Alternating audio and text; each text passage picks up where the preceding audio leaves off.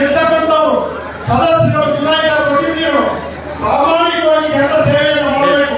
ಇವತ್ತಿಗೆ ಗೊತ್ತಿದೆ, ಲೈಟ್ ಇಲ್ಲ, ನೀರಿಲ್ಲ, ಅಲ್ಲಿ ಯೂರಿಡಿ ಇಲ್ಲ, ಬಹಳ ತಾಪತ್ರೆ ಅಂತ ಹೇಳಿ ಅದನ್ನೆಲ್ಲ ಸೇವೆ ಮಾಡ್ತಕ್ಕಂಥ ಅವಕಾಶ ಗ್ರಾಮ ಪಂಚಾಯತಿ, ಪಟ್ಟಣ ಪಂಚಾಯತಿ, ನಗರಸಭೆಗಳಿದೆ.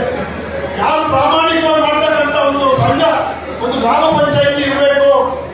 ಎಲ್ಲಕ್ಕಿಂತ ಪ್ರಮುಖವಾಗಿ ಒಂದು ಪ್ರಾಥಮಿಕ ಶಾಲೆ ಇರಬೇಕು, ಒಂದು ಗುಣಮಟ್ಟದ ಶಿಕ್ಷಣ ಸಂಸ್ಥೆ. ಎಲ್ಲರೂ ವಿದ್ಯಾವಂತರಾಗಬೇಕು, ಬುದ್ಧಿವಂತರಾಗಬೇಕು, ಪ್ರತಿಭಾವಂತರಾಗಬೇಕು, ಉತ್ತಮ ಪ್ರಜೆಗಳಾಗಬೇಕು.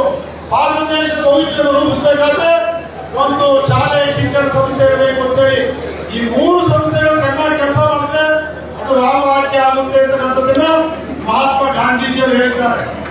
ಅದನ್ನು ಕೂಡ ತಿಳ್ಕಬೇಕಾಗಿದೆ ಸಹಕಾರಿಗಳು, ಚುನಾಯಿತ ಪ್ರತಿನಿಧಿಗಳು. ಇವತ್ತು ನಿಮಗೆ ಲಾಲ್ ಬಹದ್ದೂರ್ ಶಾಸ್ತ್ರಿ ಅವರು ತ್ರಿಭುವನ್ ದಾಸ್ ಪಟೇಲ್ ಅಂತೇಳಿ ಮಂತ್ರಿ ಇದ್ರು. ಯಾಕಪ್ಪ, ಗುಜರಾತ್ನಲ್ಲಿ ಒಂದು ಹಳ್ಳಿನಲ್ಲಿ ಒಂದು ಮಾಲಿನ್ಯ ಉತ್ಪಾದಕರ ಸಹಕಾರ ಸಂಘವನ್ನು ಪ್ರಾರಂಭ ಮಾಡ್ತಾರೆ. ಅಲ್ಲಿ ಡಾಕ್ಟರ್ ಪುರಿ ಅಂತ ಅವರನ್ನ ಕರೆದು NDDB ಮಾಡಲಿಕ್ಕೆ, ರಾಷ್ಟ್ರೀಯ ಹೈನುಗಾರಿಕೆ ಅಭಿವೃದ್ಧಿ ಮಾಡಲಿಕ್ಕೆ ಅಧ್ಯಕ್ಷ